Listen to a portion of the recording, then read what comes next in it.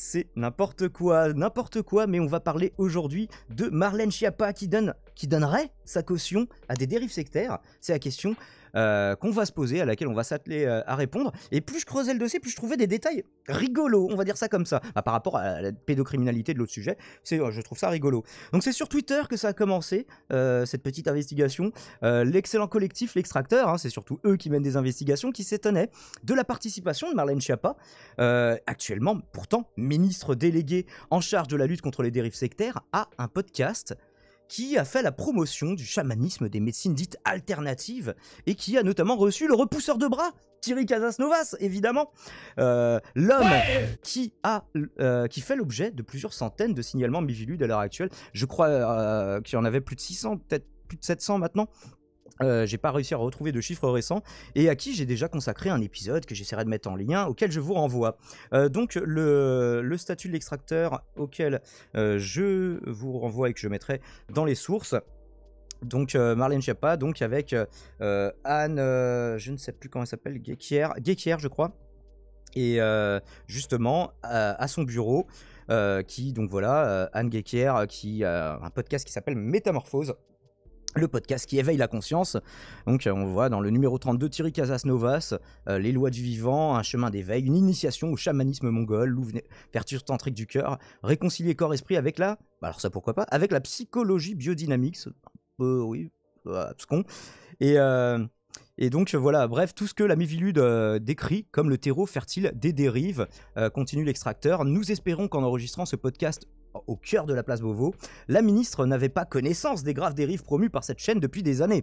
Si tel est le cas, et l'émission n'ayant pas encore été diffusée, il lui reste une issue possible. Hier, nous constations, parce que ça a déjà été enregistré du coup, nous constations, là, c'est d'où la photo, la suppression rapide des publications Instagram et Facebook annonçant l'interview de la ministre. Ce soir, plusieurs sources nous confirment que le podcast est annulé et ne sera finalement pas diffusé, on reviendra là-dessus. En tout cas, la créatrice de ce podcast a mis sur Facebook avec la ministre déléguée est un des principaux soutiens médiatiques de Thierry Casasnovas. Ici, on l'a vu commenter une publication de ce dernier, donc Anne Guéquière, qui disait le cyberharcèlement, on en parlait il y a un an, Thierry Casasnovas régénère. Merci Anne d'avoir fait partie des personnes qui n'ont pas cédé aux pressions. Hop, elle lui met un petit emoji force, un petit emoji prière, un petit emoji étoile, quoi que ça veuille dire. La ministre avait fait la une du magazine d'Anne Guéquière en 2017, qui a même été invitée à l'Elysée. Quelques mois plus tard, c'est le nom de Thierry Casasnovas qui sera en couverture du même magazine. Il est toujours présenté comme un expert santé sur le site Féminin Bio, qui est aussi tenu par Anne Guéquière, à ce que j'ai compris. Donc voilà, nos experts santé, nos experts, Lucille Cornet-Vernet, Thierry Casasnovas en gras, et puis deux autres. Donc je ne sais pas très bien la pertinence de le faire fonctionner, de le présenter comme un expert. Thierry Casasnovas avec son ancienne photo, son ancien look, cheveux longs. Il est quand même un peu plus BG maintenant, heureusement pour lui. Mais bon, il raconte encore plus de conneries. Donc bon, tout ceci est très contradictoire avec des conneries dangereuses avec les annonces. On en avait parlé, je vous renvoie à la vidéo de cette année et les déclarations récentes de la ministre. Ici, par exemple, la ministre était interrogée précisément sur Thierry Casasnovas et disait « C'est quelqu'un qui en veut à votre argent ». Dans son dernier rapport publié cette année, la Mivilude alerte en insistant sur la surreprésentation de ces secteurs dans le secteur de la santé, des thérapies alternatives précisément, dans les cas de dérives sectaires, santé alternative, bien-être, développement personnel, médiumnité, chamanisme.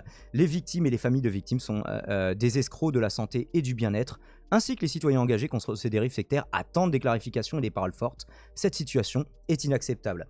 Donc voilà, il met quelques extraits de rapports de la Mivilude de l'époque. Alors bon, il n'y a pas beaucoup de contexte dans ces screenshots, ceci dit. Et donc voilà, des réactions par rapport, les bras m'en tombent mais c'est pas grave, grâce à Thierry Casasnovas ils vont repousser. Et donc voilà, on a la confirmation que l'émission déjà enregistrée ne sera finalement pas diffusée. Grosse bourde de Marlène Schiappa tout de même, qui a finalement, heureusement, fait machine arrière. Donc là, on a une source de l'Obs qui en parle. Marlène Schiappa a failli participer à cautionner un youtubeur complotiste en participant à un podcast. Je vous mettrai ça dans les sources. Hop. Et Libération via Check News. Alors j'ai pas l'article intégralement parce qu'il est réservé aux abonnés, mais je vous le mets là aussi. Check News du coup qui nous dit Marlène Schiappa a-t-elle participé à un podcast qui promeut les pseudosciences? Et bah oui, c'est le cas, mais heureusement il ne sera pas diffusé. Heureusement, enfin, je sais pas, j'aurais eu quand même la curiosité d'entendre ce qui s'est dit du coup, hein.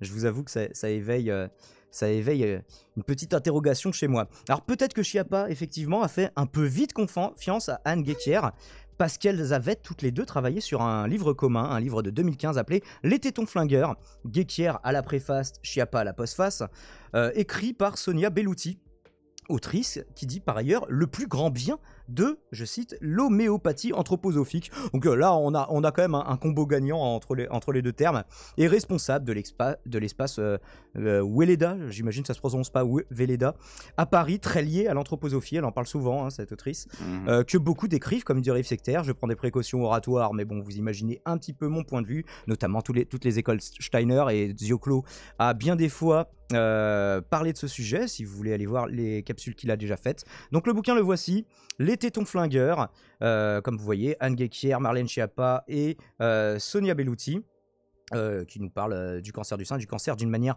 générale, et des méthodes alternatives pour le traiter. Alors c'est pareil, Belluti elle prend des précautions oratoires en disant oui, je ne pense pas que la médecine allopathique, déjà le simple fait d'utiliser comme terme la médecine allopathique, hein, je dis pas que c'est pas efficace, mais il faut quand même essayer. Alors bon, au moins elle dit pas aux gens de laisser tomber de laisser tomber la médecine moderne telle qu'on la connaît aujourd'hui, basée sur les preuves, based evidence medicine. Et par contre, elle promeut des gens qui, eux, disent, par exemple, les Casas Novas et compagnie, hein, qui, eux, disent que, en fait, les remèdes les tuent, hein. On l'avait vu justement sur le cas de l'insuline par rapport aux diabétiques, où ils disaient c'est l'insuline qui vous tue. Enfin bref, des propos assez dangereux. Donc le livre à la Fnac, je vous l'ai montré. Belluti, qui a aussi écrit d'ailleurs dans le Féminin Bio, on en parlait tout à l'heure, de Guéquière, d'Anne Guéquière, et qui désigne comme expert santé, on l'a vu, Thierry Casasnovas. Bref, tout ce petit monde se connaît très bien visiblement, mais ne faisons pas non plus de déshonneur par association. Marlène Schiappa a très bien pu changer d'avis depuis l'époque, en 2015, sur ces pratiques douteuses, ou simplement ne pas en avoir eu conscience, ce qui dénoterait cependant une certaine légèreté eu égard à son poste actuel, hein. Rappelons tout de même que la ministre déléguée n'a pas fait que de mauvaises choses en la matière. Elle a notamment multiplié par 10 le budget de la Miviludes, donc la mission interministérielle de vigilance et de lutte contre les dérives sectaires, qui a depuis un budget de 1 million d'euros, qu'on imagine annuel, qu'on espère annuel quand même, ce qui est bien peu face à l'explosion, on en a parlé, récente, des dérives sectaires depuis 2020 à la faveur de la pandémie. Donc un petit article du Point justement qui fait un récap là-dessus. Du coup, le Point, Schiappa renforce la Miviludes chargée de lutter contre les dérives sectaires, avec toujours ces bandeaux un petit peu embêtants qui nous demandent de nous abonner. Mais on peut comprendre qu'ils ont besoin, faites des dons d'ailleurs, hein. Et donc oui, il faut voir que la Miviludes, ça avait été quand même bien amputé d'une partie de ses effectifs, d'une partie de son budget depuis des années. On me demandait la dernière fois si j'exagérais quand je disais ouais, ils sont 4 à la Miviludes. Oui, j'exagérais, ils sont 9. Voilà. Ils sont 9 pour des centaines et des milliers de signalements. Et donc c'est seulement un timide et insuffisant retour à la normale. Ici un article de Marianne qui vous l'explique un petit peu mieux, comment le gouvernement prépare la dissolution de l'organisme chargé de lutter contre les dérives sectaires.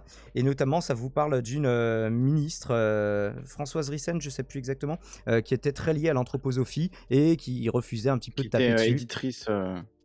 Elle était patronne d'une maison d'édition, Françoise Nissen.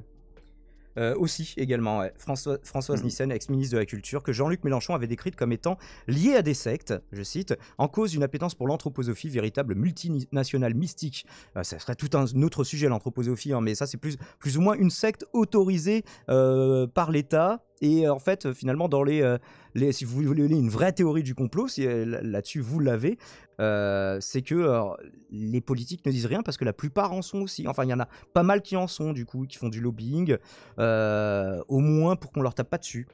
Donc, déjà cité dans un rapport parlementaire sur les sectes et l'argent rédigé il y a 20 ans.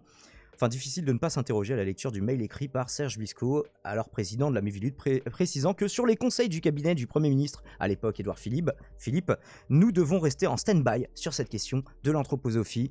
Donc voilà, on ne se donne pas vraiment les moyens de lutter contre les dérives sectaires, même s'il y a sûrement des gens qui tentent de le faire de toute leur force et de toute leur énergie, j'imagine, à la Miviludes. Mais c'est pour le moment très insuffisant. Ils sont 4, nous dit Dracireios.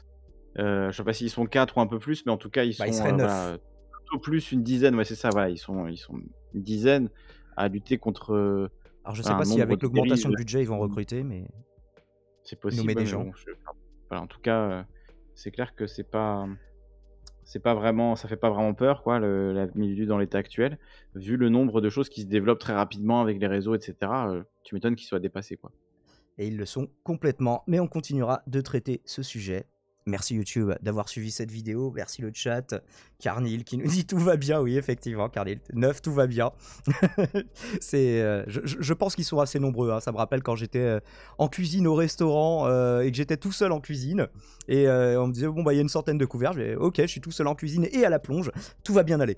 Bah, c'est un petit peu le cas. À ce moment-là, ils se sentent, à mon avis, comme dans mon restaurant italien à l'époque. Merci YouTube d'avoir suivi cette capsule.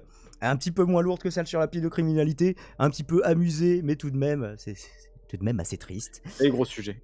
Gros sujet aussi. N'hésitez pas à liker, commenter, partager, vous abonner à la chaîne aussi de Lisandre, ici présent, vous pouvez cliquer sur lui. Ciao ciao.